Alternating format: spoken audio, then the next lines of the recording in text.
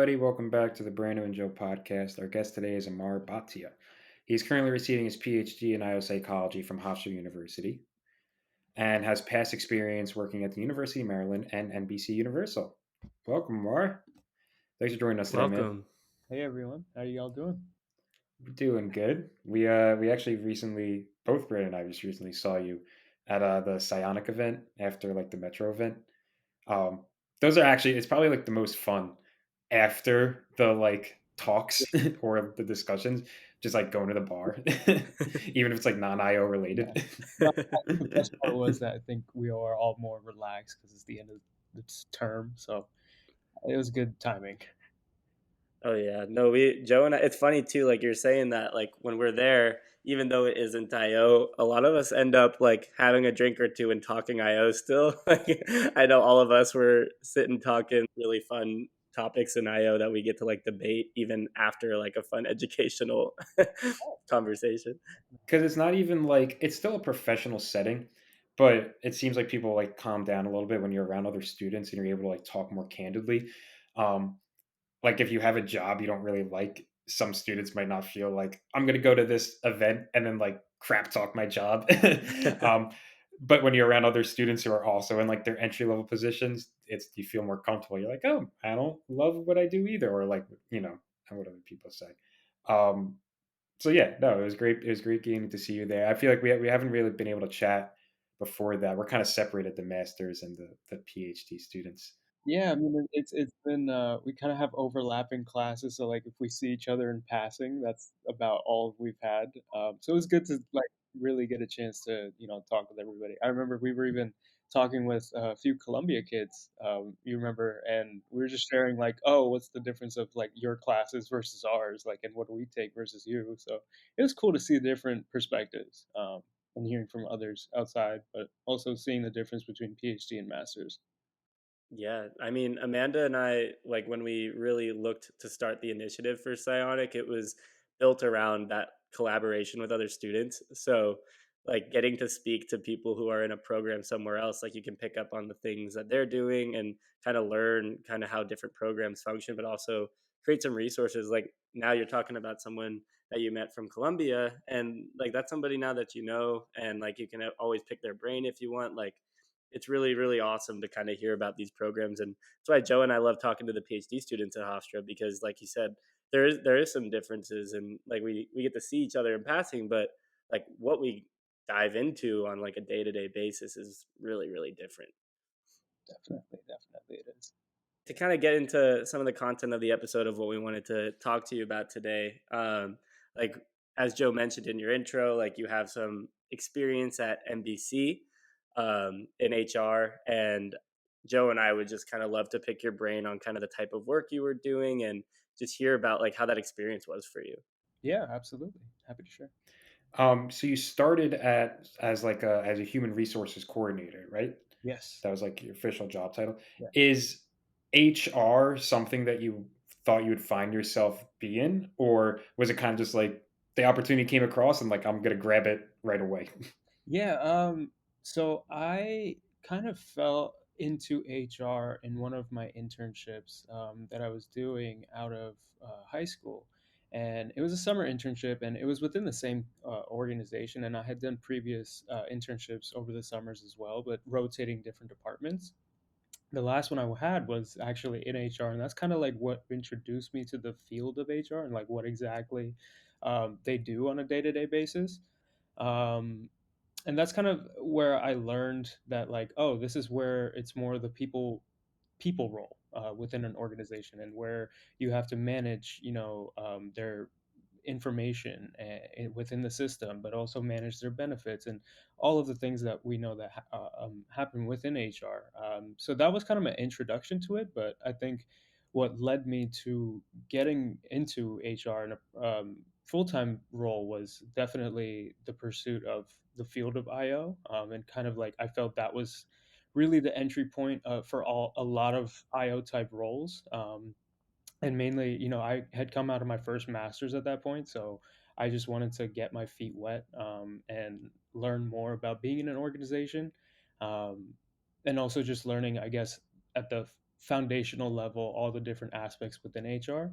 I just thought that it would be the best learning opportunity for me, given where I was in my career point.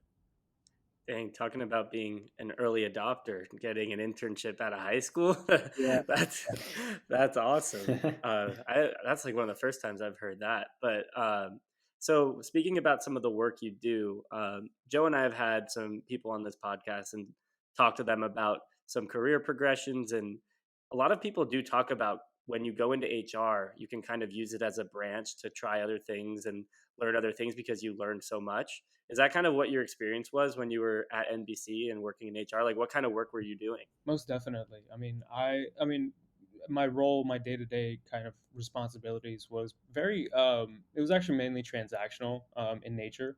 I was putting a lot of the stuff through the system and like just keeping things organized for, how it would display across all of the NBC systems. And also obviously talking with talent acquisition teams to coordinate, sending out offer letters and interviews and things like that. So I mean, yes, that's where my actual like motivation was, to just learn about all the different aspects of it. I know I that was the biggest thing that I wanted to do, was take initiative immediately, and yes, learn about obviously my role and my responsibility for doing tasks, but obviously spreading my wings, if you will, and kind of learning about like talent development, talent acquisition, org development, different aspects within that. So I tried my level best to like get into a lot of those opportunities. So that was my approach, and I think that was the best learning lesson out of it, and that's the best way that I learn as well, just trial by fire. So just get into it. No, it's a great idea. Like, especially coming right out of like high school and then like we're such early career, Yeah. you want to try as many things as you can. I mean, even at the Metro event we were just at, Mhm. um, Sandra Harthog said like try as much as you can. Like you don't know like what you're gonna want to do. Yeah. Um, was it hard to adapt?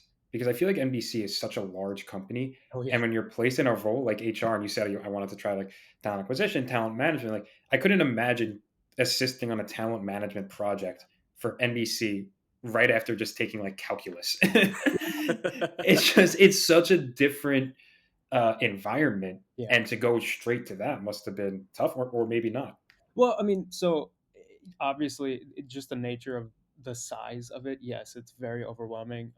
But for me, it wasn't that bad because I came from a very large institution in being Penn State. So it's an extremely large state school. So I kind of had already been conditioned to just be in a very large environment. And, um, that was a journey too. I wasn't always comfortable with that. I mean, my high school, I came from a very small graduating class of like 125 kids, and then coming into Penn State, it's 55,000 kids there. So that was a huge culture shock to me. But I think that helped me with the transition of going to NBC. But the other part that was helpful was I was a specific HR for a specific group of employees. It wasn't for the entirety of 50,000 people, obviously. But even our groups, we were supporting close to, I want to say, 500 to 700 employees. So it wasn't as overwhelming for me, but it certainly was a learning experience, and it was at time it was remote. So that was a more challenging aspect because I didn't have face to face interaction with any of my immediate team members, and then on top of that, my immediate team sat in Los Angeles. So I was actually I was the only one here supporting for our group versus our generalist and director were both in Los Angeles. So it was a lot of challenge at first, but that's a product of COVID. So kind of had to deal with it and learn. Yeah. It's funny, too. Joe and I were kind of just having a chat about this, but this is kind of the time for people who are like around our age to get these types of jobs where you really like just have to learn and grow and have some steep learning curves. With your experience, like in that type of situation, obviously, working with like such specific group of people in a large organization probably still gave you a lot of tools. Like, did the organization itself like provide you with learning materials that like they have streamlined, or was it like still that small team that kind of built those materials of how you learned and grew within the organization? So I would say my onboarding experience was a little unique from the just traditional way that they would have liked to do it. So I was being onboarded with the person that was training me was leaving that same week. So it was kind of a rapid fire onboarding, and she did the best she could, and I tried to absorb as much as I could. But I only had a week with her to basically give me the rundown of here day to day responsibilities, which was really what I was required to do, like right off the bat. There wasn't really any training, formalized training for me, other than obviously like organizational kind of generic trainings and like onboarding material stuff. But other than that, there wasn't anything formalized. It was very much in the team and like just face or Zoom, but like Zoom over Zoom is just telling you like, oh, this is how you put transactions into the system, and then after that, going through talent acquisition stuff. Here's how you send offer letters. Here, how you send interview details and things like that. But another flip side to that was within the first month that I was that I onboarded, we had two whole new system changes. So everything that I Oh, had previously learned from the coordinator was all out the door because we all were learning new things, and so it was a very unique onboarding experience. I would say very different from the rest of my experiences, but it was really just honestly trial by fire the whole time, and drinking from a fire hose for the first like couple months that I was there. But I mean, honestly, at a certain point, it was kind of the whole team because we were all learning about different these new systems and like how to put all the required things that we needed to get done. So those had formal kind of training sessions, but it was kind of just the team that had developed it was going through it, and they didn't. There was a lot of issues with that because they didn't do a lot of stakeholder analysis.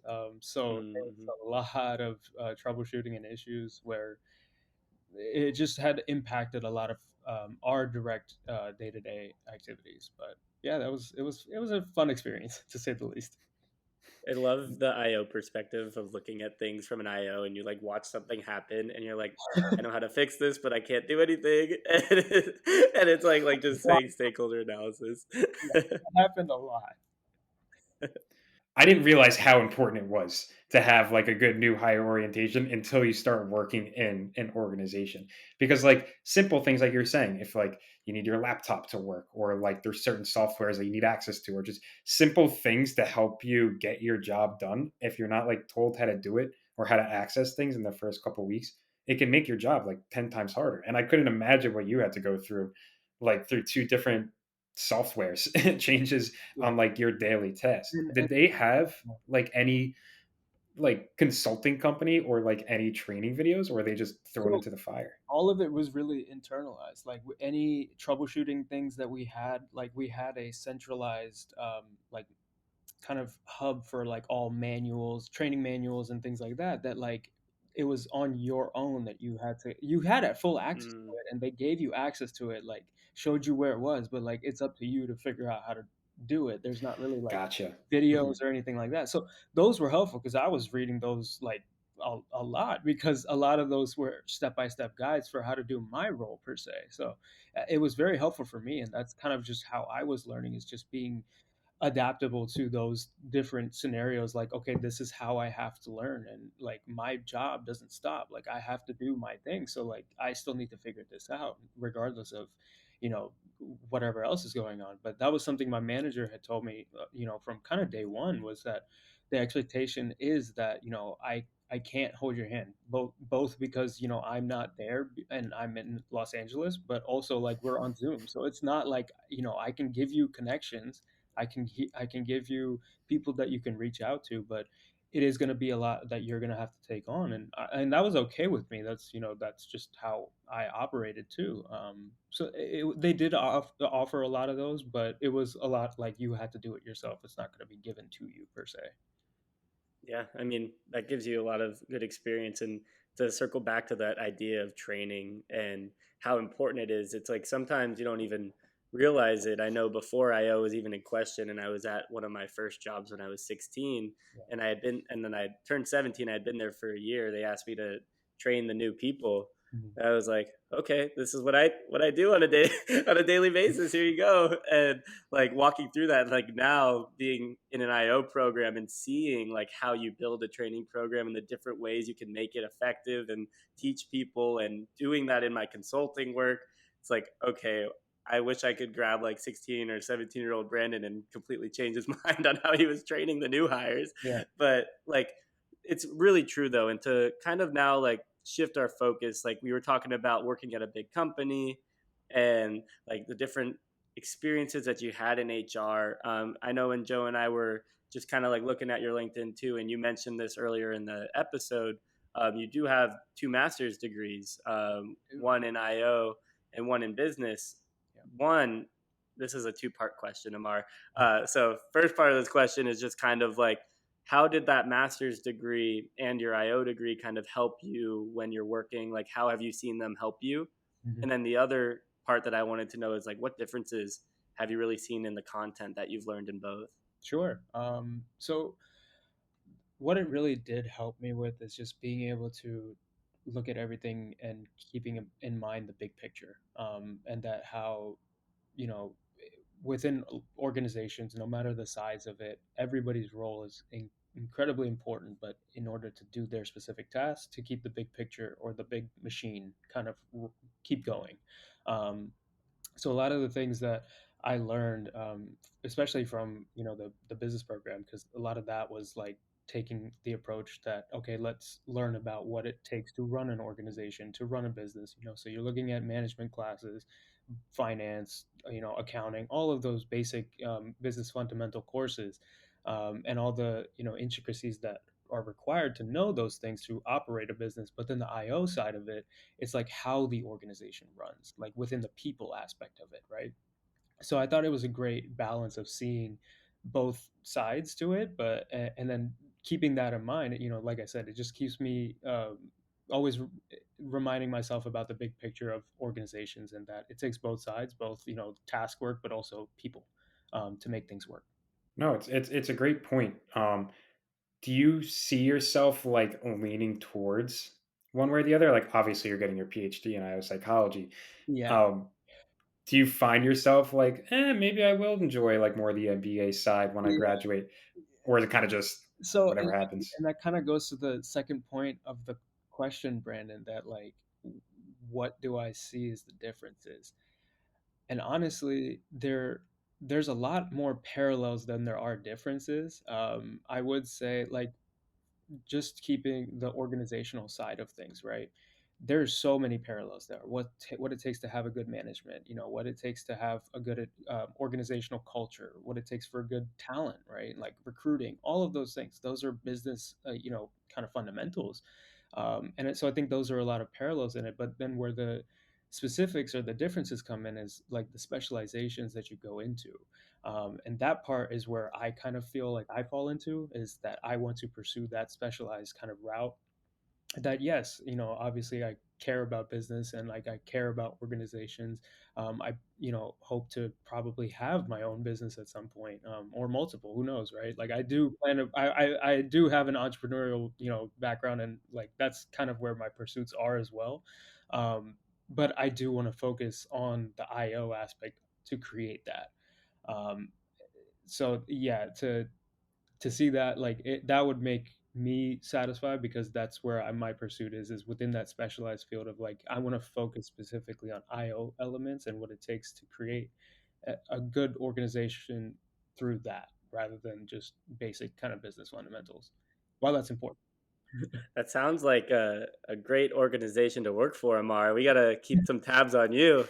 Hey, Well, we take, I don't know if you read the fine print on the contracts, but appearing on the podcast, we get 50% ownership okay. of all future endeavors. Hey, Um, that's okay as long as it's just one thing we have to add.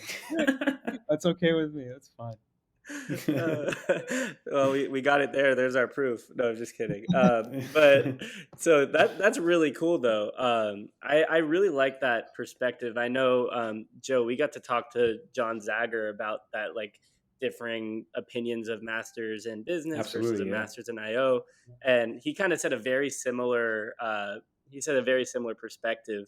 I do like the idea of that you were speaking to Amar about when you're running a business and you're like thinking about the operational side of it, it's one thing, but then when you think about the people, it's another. Yeah. But the people are also the operation, and it's awesome to like think about the effect that you have on them.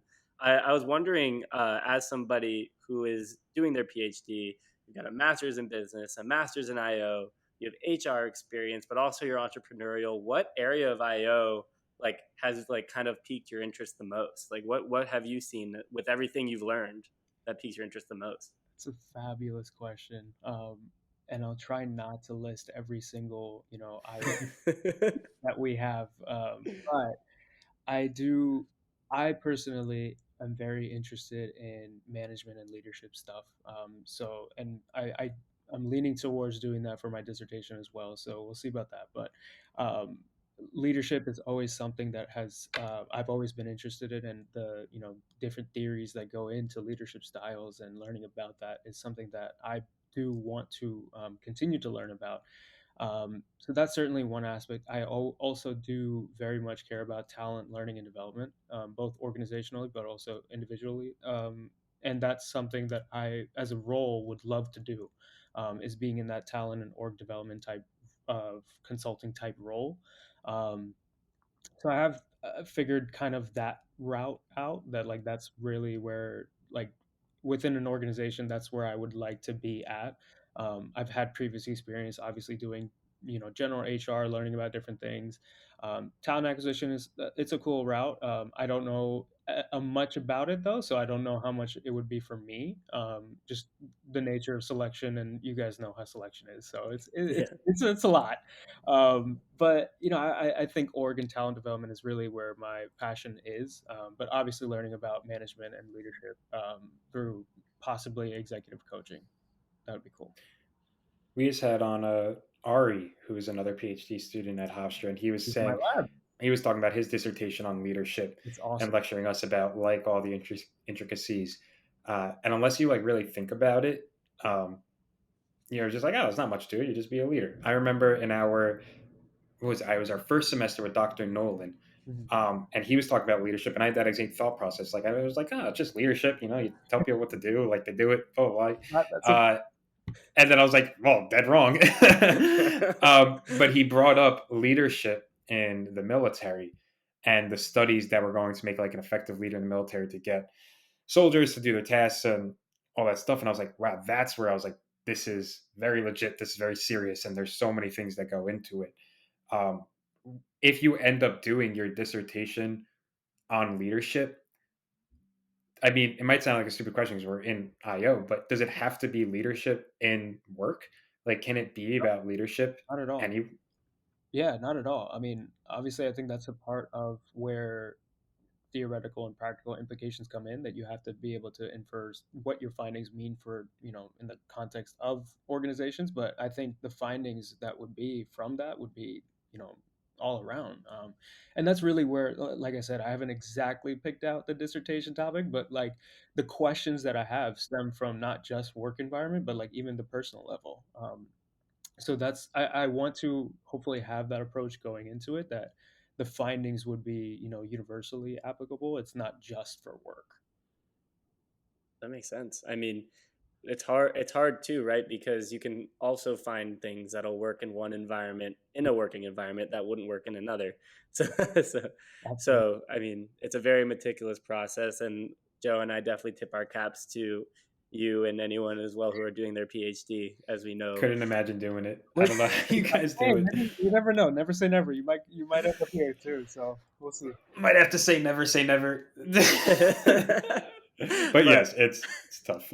it is, but to kind of, we want to ask you the same question that we ask all of our guests, and you have so much experience as well. So we'd love to hear what your thoughts are. what kind of advice do you have for like prospective IO students or people who are like just starting their IO careers? Like, what kind of advice do you have for them? Learn fast, make mistakes, ask a lot of questions. Um, and if you do want to pursue what, if you want to pursue your dreams or pursue IO, whatever it may be, do it. Don't think about it too much. Don't overthink it. If you feel it, do it. Um, it will pay off dividends for you in the long run. I always have that approach towards life in general that, not overthink things, try not to overthink things too much. But, obviously that's human nature. But if you feel something in your gut, that gut feeling, I follow that. And I think everybody should, because either way, right, you're gonna learn no matter what from that, whether it be a good thing or a bad thing. But it's the approach you take to that experience and learning, right? If you look at it negatively, and we're gonna go IO here, if you will, but, or the psych aspect of it, but like if you learn with a negative approach, it's gonna be a bad situation. But if you take the positives out of it, it's always going to be beneficial for you, no matter how the scenario ended. So I would say that, make mistakes a lot, but ask a lot of questions. One, not only to improve yourself, but to improve others. They learn by giving feedback as well, and receiving it on likewise. So I would say that, but overall, it's kind of cliche, but chase your dreams. Chase your dreams. I love it. I love the especially the first part about going out and do it. Yeah, I think uh, there's no replacement for hard work. yeah. Like, of course, there might be a little bit of luck and right place, right time, but if you really put your head down Hmm. and do it, Yeah, it's the world of business. You get the skills, you meet the people, you'll end up doing well. absolutely. You're not the next LeBron James. It's you just gotta put your head down and do it. And I especially love what you said about asking questions, because you can't do it all by yourself. Yeah, So it doesn't even have to be like a manager. It doesn't have to just be a professor. It could be someone random on LinkedIn and be like, "This guy works in learning and development. yeah, He seems like he knows what he's doing. Why don't I shoot him a quick email exactly. and just ask a couple questions?" Beautiful advice. Yeah, the advice piece, like the part of that advice that I also loved, I'm going to piggyback off of what Joe was saying with the questions. In our most recent episode with Dr. Michael Bazigos, we like started the episode off talking about how we love when he asks questions at Metro events because it helps everybody learn. And you kind of like spoke to that, Amar, where you were saying like if you're asking questions, you're helping other people learn as well. And the great part about it too is a lot of times when people ask questions, I feel like sometimes there's a negative connotation to it where they're like afraid to ask because they're like, I don't want to seem like I don't understand or like I don't know. And in all honesty, like putting yourself in that position to ask a question is probably going to be not only more beneficial for you, but if you work up the courage to ask the question, it's like looks even stronger than acting like someone who pretended to know something and then you had to go back and ask the question anyways. Right, And so right. like it's great advice, and I think a lot of students are going to be able to take that. And I mean, going for your dreams is something that everybody should be reaching for, and I love that you threw that part in there too. Absolutely. Chase your dreams. Don't stop. And don't let I anything love. stop you. We're gonna end off on the one of our best quotes ever. Chase your dreams. Who knows where it'll lead you? Um, but yes, Samar, great advice. Thank you for joining us on our podcast today. I'm really happy that we got to have like an in-depth conversation. And there's many more to come. Absolutely. Yeah, and Absolutely. good luck on comps. Definitely. Yes. But, appreciate both of you. Thank you for having me on. And this was fun. We should do this more often. Yeah, Oh yeah, absolutely, definitely. absolutely. We'll put it in the calendar. Once we're Talk all to you back. soon. For sure. Take care. That was awesome, Joe, getting to chat with Amar. We were saying how we just got to see him at the Psionic event, but it's just always such a pleasure. He's such a cool dude and has got some like really good perspectives and experience. So uh, I thought he had a lot of really awesome things to say about like his experience and his I guess ideas about IO. No, absolutely. I know I've always wanted to like have a chat with him, especially who's in our PhD program. Like I feel like we're always like seconds away from seeing each other. So actually having a sit down with him and be able to talk about like his experiences, especially from the MBA perspective going into IO, was super interesting. Makes you think you got to come to the psionic events. You might meet a new friend. Thanks for the Small plug plug. there. Yeah, no, I mean, honestly, it's great though. Like, those events are just fun because you get a lot of students. But like, back to what we were talking about with Amar, like, I thought it was cool to hear the perspective of somebody who's not only got a master's in IO, but a PhD, who's getting a PhD in IO and has an MBA or a master's degree in business. Like, to really get that perspective, I felt like it was really cool. No, absolutely. It was very nice talking to him. I was really interested about the NBC internship that he had, position he had, just because it was so like it's just such a big company at such a young age, um, and it's just really cool experience to have, especially then taking that experience and going into a program and mixing the two, and then for future positions. So I'm excited for everyone to hear this episode. Thank you everybody for sticking around. We hope you enjoyed it, and we will catch you next Friday. Yep. See you guys next week.